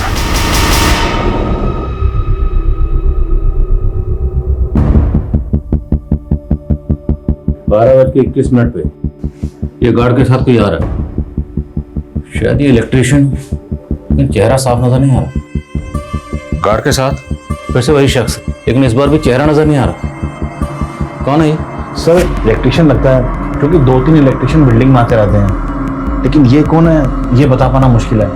लेकिन सारे इलेक्ट्रिशियन पास की बस्ती में रहते हैं। जरा गार्ड को बुलाइए, उसको बताओगे। सर वो तो नाइट शिफ्ट में था, अभी घर गया है। ये सेकंड फ्लोर का कमरा है, इसकी फुटेज प्ले क्यों नहीं हो रही? समझ नहीं आ रहा सर, इसे क्या हो गया? पिछले हफ्ते तो सारे कैमरे चेक करके गया था आदमी, लगता है फिर खराब हो गया। शायद खराब हुआ नहीं है, खराब किया गया। जितने भी इलेक्ट्रिशियन यहाँ पे आते हैं सबका एड्रेस दीजिए और मुझे पूरी रात की फुटेज चाहिए। जी सर। नहीं सर, मैंने गया था कल रात को। सच बोल रहा है ना? बिल्कुल सच बोल रहा हूँ साहब। मैं जीवन ज्योति बिल्डिंग में जाता हूँ इलेक्ट्रिशियन का काम करने के लिए, लेकिन कल रात को नहीं गया मैं। हाँ सर, कल 2 बार गया था जीवन ज्योति सोसाइटी और 203 वाली मैडम के घर की लाइट चली गई थी। यहाँ तो सब ठीक है। मैडम मैं नीचे एक बार मेन स्विच देख के आता हूँ। 203 ना? अरे यार ये एमसीबी ड्रिप हुआ है यार। लाइट आ गई ना मैडम? हाँ भैया। अरे मैडम वो कुछ था नहीं, मेन स्विच का एमसीबी ट्रिप हो गया था, तो अभी ठीक कर दिया है, कोई प्रॉब्लम नहीं है। Okay, thank you. लेकिन आधे घंटे बाद गार्ड का फिर से फोन आया, तो जाके देखा तो एमसीबी ट्रिप हुई थी, उसको ठीक किया और फिर मैडम को बताया आप एक काम करो, कल तक के लिए ना एसी और गीजर मत चलाना, कल आके मैं पूरी वायरिंग चेक कर लेता हूँ। ठीक है? ठीक है भैया। ठीक। फिर मैं घर आ गया सर। तेरे उंगली पे क्या हुआ? सब चोट लग गई थी। कब? कल। कैसे? सब भाजी काटते समय। जब तुम बिल्डिंग से बाहर आए थे तो निकलते हुए किसने देखा था? हाँ साहब, वो देखा था ना, वो गार्ड अहमद ने देखा था। सब उसके पास मेरा 500 रुपया उधार है साहब, दे नहीं रहा है। आप लोग बोल देंगे तो दे देगा साहब। देख, अगर मुझे बाद में पता चला कि तुमने कुछ झूठ बोला था या छुपाया था तो एक बात याद रखना, मैं बत्ती गुल नहीं करूंगा, पूरा फ्यूज उड़ा दूंगा। शहर छोड़ के कहीं मत जाना, समझ गए?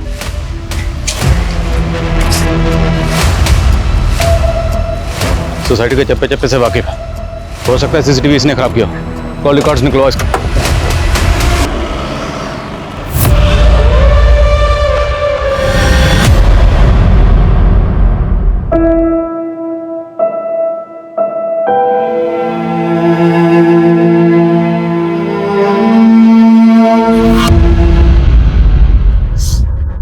हाँ बोलो विवेक।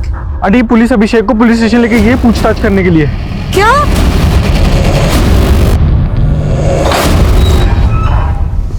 तो वकील साहब, प्लानिंग तो बड़ी तगड़ी की। पहले देर रात तक ऑफिस में रुकने का बहाना किया, फिर चुपके से आके पायल का मर्डर किया, उसके बाद मां को फोन किया, दोस्त को फोन किया और उसके बाद बुलाया हमें। ये क्या बोल रहे हैं सर आप? पायल जिंदगी थी मेरी, मैं क्यों मारूंगा उसे? यही पूछने के लिए तो बुलाया कि क्यों मारा उसे। और ये एक्टिंग मत करो, एक्टर नहीं वकील है, फिर भी क्राइम सीन को जानबूझकर टेम्पर किया। क्यों? सर मैंने जानबूझ के कुछ नहीं किया। तो पायल के साथ ये सब हो रहा था तो मैं ऑफिस में था।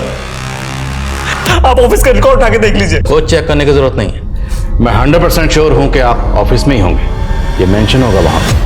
वकील जो तगड़ी प्लानिंग तो की होगी।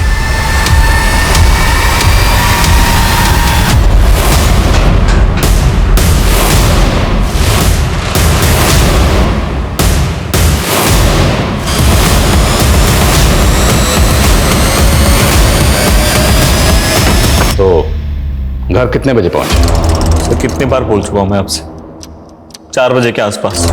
तो 4 बजे के आसपास जब आप अपने घर पहुंचे तो एंट्रेंस पे जो सीसीटीवी कैमरा लगा हुआ है तो उसमें आपकी गाड़ी आते हुए नजर क्यों नहीं आ रही? गेट नंबर 2 से आए। एग्जैक्टली 2 नंबर गेट से। क्यों? क्योंकि आपको पहले से पता था कि 2 नंबर का सीसीटीवी खराब है। मुझे कैसे पता होगा सर? कोइंसिडेंस हो सकता है। कोइंसिडेंस?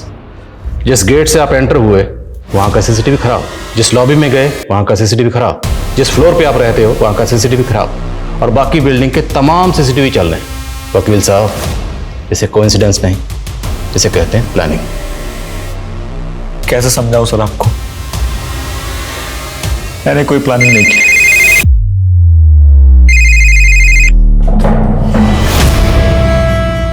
सर पायल की बिल्डिंग का सिक्योरिटी गार्ड अमजद पठान फरार है। जिस सिक्योरिटी एजेंसी ने अहमद पठान को हायर किया था वहां से उसकी पूरी डिटेल्स निकलो।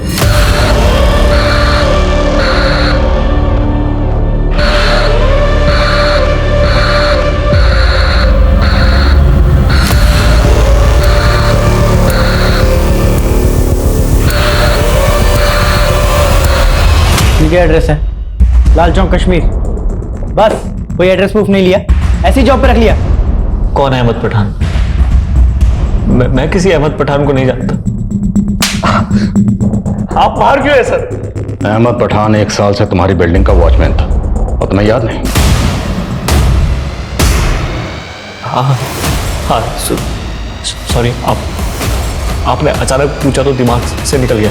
और अब अचानक पड़ा तो दिमाग में आ गया, है ना? अहमद पठान 1 साल से तुम्हारी गाड़ी साफ कर रहा था, तुम्हारी इससे कभी बात नहीं हुई? अब कहना क्या चाहते हैं? साफ साफ कहिए। हमने जो बोलना था बोल चुके हैं। अब साफ साफ तुम बताओ कि अहमद पठान को कितने पैसे दिए पायल को मारने के लिए? तुम्हारे और पायल के बीच में क्या प्रॉब्लम चल रही थी? सर आप क्या बोल रहे हैं? अगर आप मेरा दुख कम नहीं कर सकते, कम से कम उसे बढ़ाइए मत। दुख या पछतावा? होता है। जब कोई पहला जुर्म करता है तो उसे बहुत पछतावा होता है। उसका ज़मीर उसे बहुत कोसता है, जैसे तुम्हारा ज़मीर इस वक्त तुम्हें कोस रहा है। लेकिन इसका एक इलाज है। अगर जुर्म करने वाला अपना जुर्म कबूल कर ले तो उसे सुकून मिलता है, राहत मिलती है। अगर तुम भी अपना जुर्म कबूल कर लोगे तो तुम्हें भी राहत मिलेगी, सुकून मिलेगा।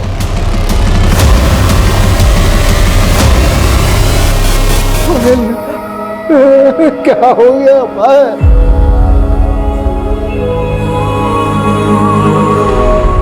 मार्च में शादी? दीदी तब तो मेरे एग्जाम्स होंगे ना। लेकिन निशा, अगर मार्च में शादी नहीं हुई तो उसके बाद सीधे दिसंबर का मुहूर्त है। और पायल, हमारा दुबई सेटल होने का प्लान पूरा पोस्टपोन हो जाएगा यार। तुम काम में क्या लगे हो? अपनी बहन को समझाओ थोड़ा। तो फिक्र मत करो, शादी से पहले तुम्हारा जो साथ रहने का प्लान है ना, बहुत अच्छा है ना पापा?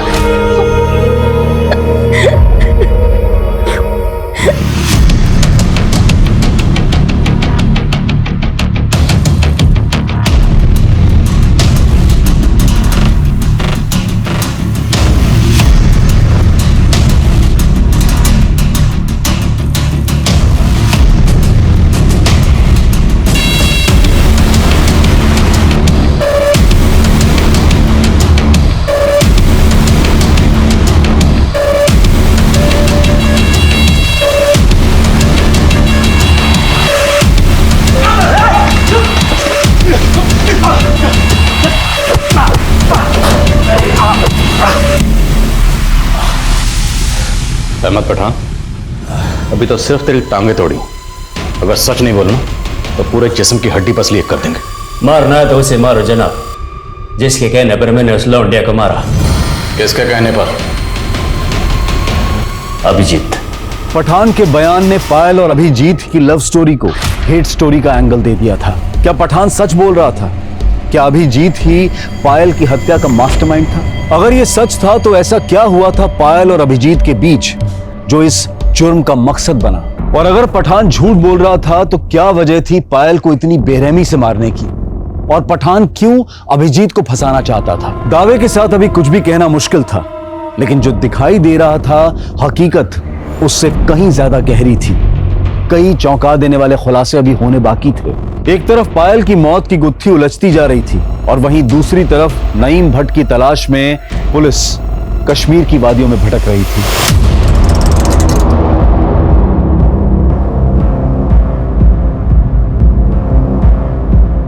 अस्सलामु अलैकुम जनाब। वालेकुम अस्सलाम। क्या हाल है? सब खैरियत? घर में सब ठीक है? देखो कैसा मौसम ठंडा हो गया। हाँ सर। और क्या खबर? जनाब, नईम भट्ट का कुछ पता नहीं चला जनाब। उसका एक चचेरा भाई भी है, यहीं रहता है पास में। नाम क्या? इरफान भट्ट। जनाब, नईम भट्ट का खास जिगरा है इरफान भट्ट। दोनों आजकल आसपास नहीं दिखते, लेकिन इरफान भट्ट मुंह छुपा के फिरता है। अगर आप उससे पूछेंगे तो शायद वो कुछ बता दे नईम भट्ट के बारे में। इस इरफान को हम देख लेंगे। तुम अपना एंटीना नईम भट्ट के लिए ऑन रखो, वक्त कम है, कहीं ऐसा ना हो बॉर्डर पार करके उस तरफ चला जाए। इरफान की डिटेल दो। ये देखिए जनाब। ये इरफान भट्ट है? जी जनाब। ये फोटो दूसरे साहब के मोबाइल में भेजो।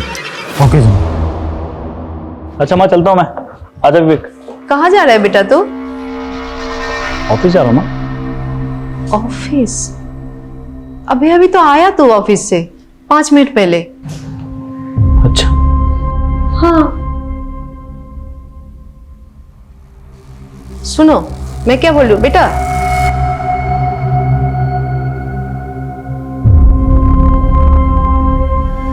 हाँ बेबी, आसपास सब जगह लाइट है, बस हमारे यहाँ लाइट नहीं है।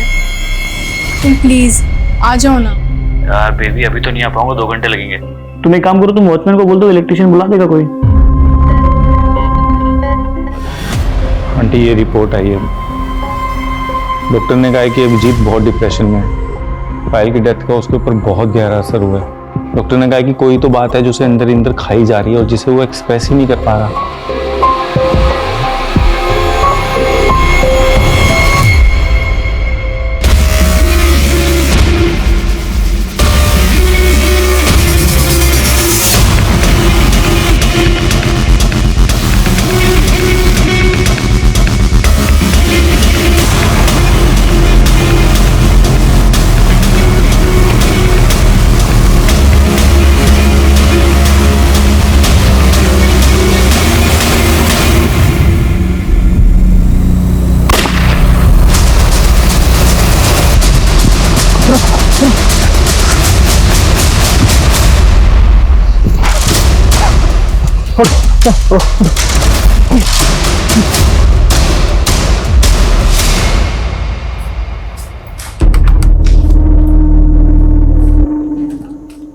कहाँ गया था बेटा तू?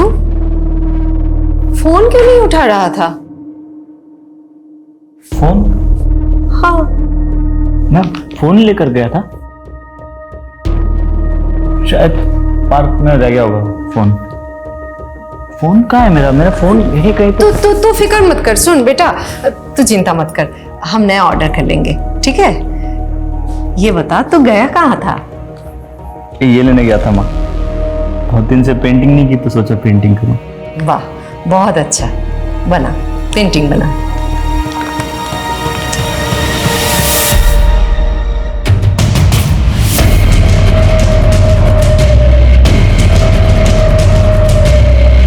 अरे अभिजीत, अभिजीत क्या लो? क्या हुआ अभिजीत को? कैसी तबीयत अब? मेरी बात हुई है अंकल डॉक्टर से अभी।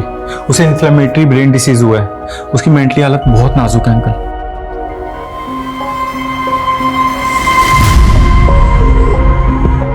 उठो बेबी। ऑफिस नहीं जाना तुम्हें? नहीं। कितने लेजी हो गए हो तुम? ना ही मुझे उठना है, ना ही तुमसे दूर जाना। सुबह सुबह बहुत रोमांटिक हो गए थे। तुम मेरी लाइफ का वो ब्यूटीफुल ड्रीम जिसे मैं कभी भूलना नहीं चाहता। I will never leave.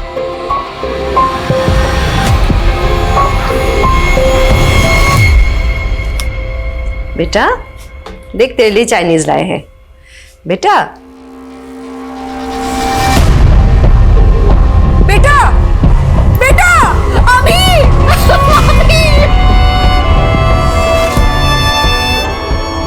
Abhijit की मौत के 6 महीने बाद कोर्ट ने अहमद पठान को पायल की हत्या के लिए सजा सुनाई।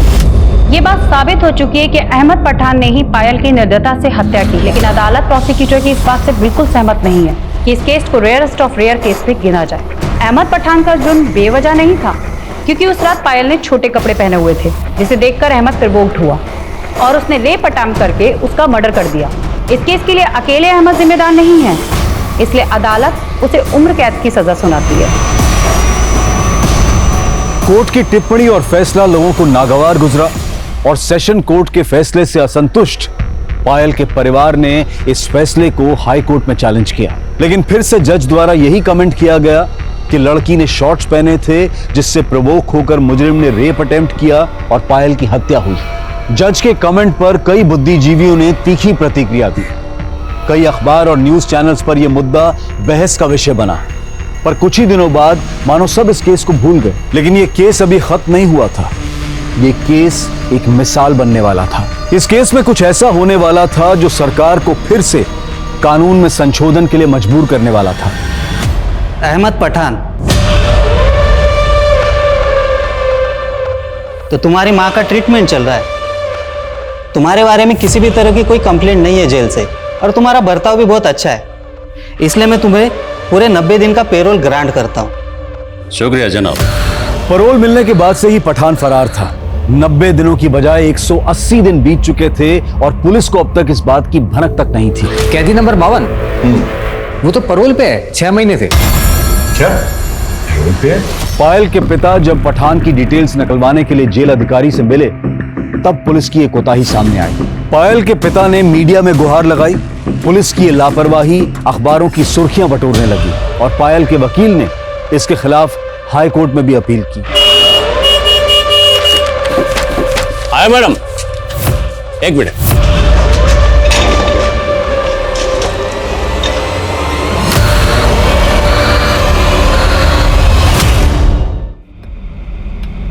माफ करना जनाब, पिछली बार मेरी गलत इन्फॉर्मेशन की वजह से आपकी जान खतरे में पड़ गई थी, लेकिन उस गोली पर इरफान भट्ट का नाम लिखा था। इरफान भट्ट? हाँ जनाब, सब पता किया मैंने। इरफान भट्ट के कितने दोस्त हैं, कितने दुश्मन हैं, उसमें हमें कोई दिलचस्पी नहीं है। यहाँ पे हम नईम भट्ट के लिए आए। ये देखिए, 2 दिन पहले ही शिफ्ट हुआ है जनाब, नाम बदल कर काम कर रहा है। आजकल कहाँ है? बारामूला में जनाब। बारामूला?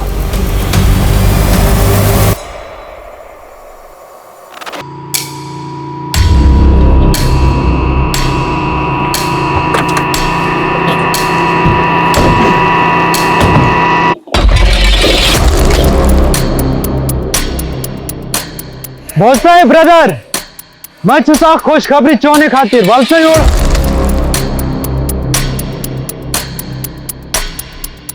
हाँ बोलो, क्या काम है हमारे लिए? वलसायु देखो, सिर्फ तुम्हारे लिए काम नहीं है, बहुत से भाइयों के लिए काम है। मोबाइल कंपनी है ये वाला, इधर टावर लगाएगा, कुछ महीने काम चलेगा। 700 रुपये तनख्वाह, 2 वक्त का खाना और शाम का चाय भी इधर ही मिलेगा। कंपनी को काम जल्दी खत्म करना है, इसलिए ज्यादा लोगों की जरूरत है, तो ज्यादा से ज्यादा भाइयों को बताओ। लुटत ब्रदर, बाबा ने बेनफा। वो देखिए सर, पीछे अपने ये वही है। वही पकड़ लें इसको। अब आए तो इसको लेकर तो जाएंगे, बस थोड़ा सब्र करो। ब्रदर, मैं तुझा खुशखबरी चोने खातिर तो छुपाए, ये जो मोबाइल टावर कंपनी है हमारी किस्मत बदलने वाली है, इसीलिए ये हमको पर डे का 2000 दे रही है। इधर आके अपना अपना नाम लिखवाओ, नाम लिखवाओ, फटाफट नाम लिखवाओ। अरे ब्रदर, तुम काहे करोगे, इधर आओ। अरे हमारा बहुत अच्छा कंपनी है, आ जाओ आ जाओ ब्रदर, आ जाओ आओ आ जाओ। हम तुम्हारा भी नाम लिख दिया ना? हाँ। आ जाओ, हम तुम्हारा भी कार्ड बनवाएगा।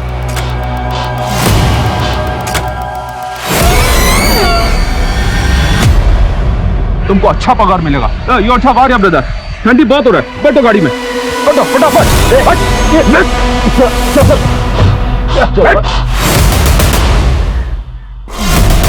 आपको पहले कोई देखा है? कौन हो जनाब? और से देख, नईम भट्ट और अहमद पठान।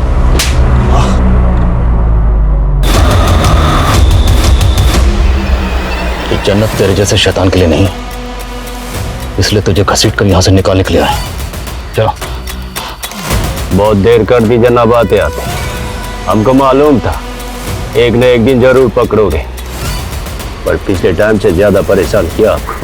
कितनी बार कहूं जनाब आपको, अभिजीत ने ही मुझे फोन करके उस पायल को मारने के लिए कहा था। हमने सब पता लगा लिया, अभिजीत ने कभी तुझे ऐसा कुछ नहीं कहा और ना ही उसने कभी तुझे फोन किया। अब बोल।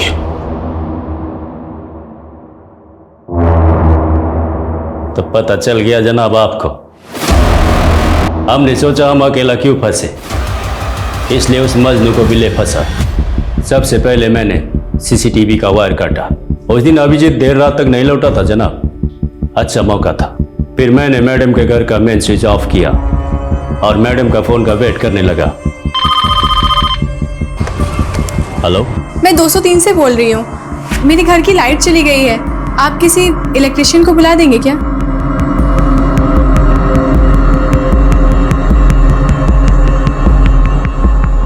पहली बार बिजली गुल किया तब मैं चाबी लेने में नाकामयाब रहा जनाब, इसलिए दोबारा बिजली गुल करनी पड़ी। क्या भैया, बार बार लाइट जा रही है?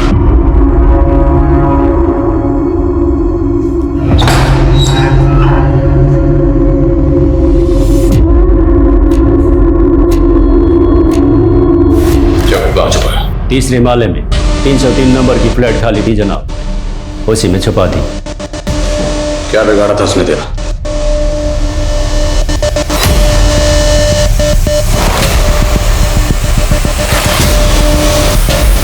ओ भैया, नजर अपनी ना गेट पे रखिए। आपको गलत फहमी होगी मैम। देखो जुबान मत लड़ा, बदतमीज कहीं के। थोड़ा सा उसके बदन को देख लिया तो इसका बदन घिस गया।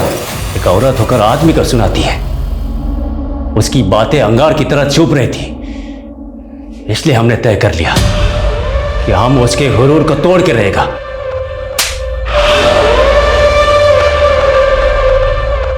इस केस ने सुरक्षा नियमों और पैरोल सिस्टम पर कई सवाल खड़े किए थे। इस केस के बाद ही सुरक्षा कर्मियों और डोमेस्टिक हेल्प्स की भर्ती के लिए स्ट्रिक्ट गाइडलाइंस जारी की गई। सिक्योरिटी एजेंसीज को जवाबदेह बनाने के लिए एड्रेस वेरिफिकेशन और बैकग्राउंड चेकिंग को अनिवार्य किया गया और साथ ही रेप और मर्डर जैसे संगीन अपराधों से जुड़े कैदियों को पैरोल ना देने का फैसला लिया गया। यह प्रावधान भी पारित किया गया कि अगर किसी असाधारण स्थिति में किसी अपराधी को पैरोल पर छोड़ा जाए तो उसकी अवधि 90 दिनों से अधिक नहीं हो सकती है और पुलिस उन पर कड़ी निगरानी रखेगी। पायल के परिवार को अपनी बेटी की कमी हमेशा खलेगी और शायद उन्हें इस बात की तसल्ली भी होगी कि पायल का केस वो जरिया बना जिसने सुरक्षा के नियमों में मौजूद खामियों को उजागर किया और उनमें परिवर्तन भी लाया। अब मैं अनूप सोनी आपसे विदा लेता हूं, फिर मुलाकात होगी क्राइम पेट्रोल सतर्क में एक और नए केस के साथ। तब तक अपना और अपने परिवार का ख्याल रखें, सतर्क रहें, सुरक्षित रहें और देखते रहें क्राइम पेट्रोल सतर्क। जय हिंद। इस तरह के और भी एपिसोड देखने के लिए हमारे चैनल को सब्सक्राइब करें और बेल आइकन दबाना ना भूलें।